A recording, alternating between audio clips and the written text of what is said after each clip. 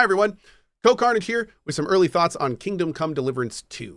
I've spent about 10-ish hours in the game, I think, 10 to 15 hours.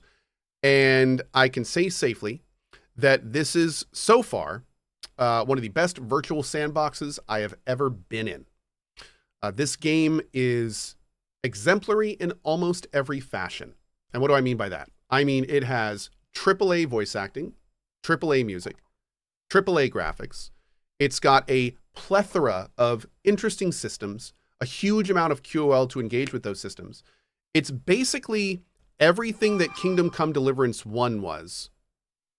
And it's either more upgraded based on community feedback, or in some cases, just brand new entirely.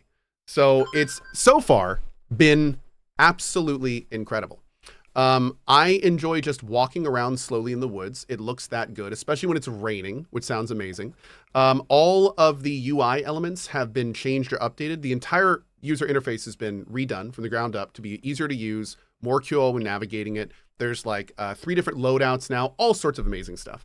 But really, since this is the early thoughts video, I don't want this to be too long and I don't want to get too much into it. But this is what I'll say.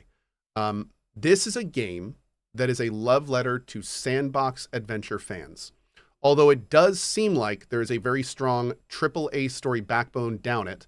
And I'm sure if you were to just do the main story, it would probably feel like a pretty damn good, just like AAA RPG. The world, the side quests, exploring around and like talking to everyone before you do the next step in a quest kind of thing, that's who this game is made for. Because the amount of times this game has rewarded me for kind of going that extra mile, you know, looking behind that building, talking to that optional NPC, going into the loft of that building that, you know, you'd already completed the quest in. The amount of times that I've been rewarded for doing that far exceeds the amount of times I haven't been. I mean, this is a game that has completely different voice lines on if you fail or succeed a speech check. So if you do a speech check and you fail, your character will actually bumble around and say like, oh, blah, blah, blah, blah. But if you succeed on the speech check, they say something eloquent that makes perfect sense.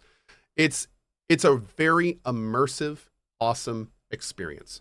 Last thing I'm going to leave you with though, this is a flavor. This game is a flavor. If you are the kind of person that needs a story that's constantly kind of pushing you along instead of you kind of constantly chasing it, this game may be too sandboxy for you. And to put it bluntly, you might get bored. So just keep that in mind. I would strongly recommend, before putting down any money for this, check out my playthrough a little bit, just kind of glance around. I mean, to put it bluntly, there are times that, you know, I've just walked for 5-10 minutes and I love it. I'm great, but there's definitely people that are going to find that pace a little bit slow. If it is your thing, I think you absolutely love it. But keep in mind, it's not reinventing the wheel in terms of sandbox gameplay. It's just doing one of the best interpretations of it that I've ever seen.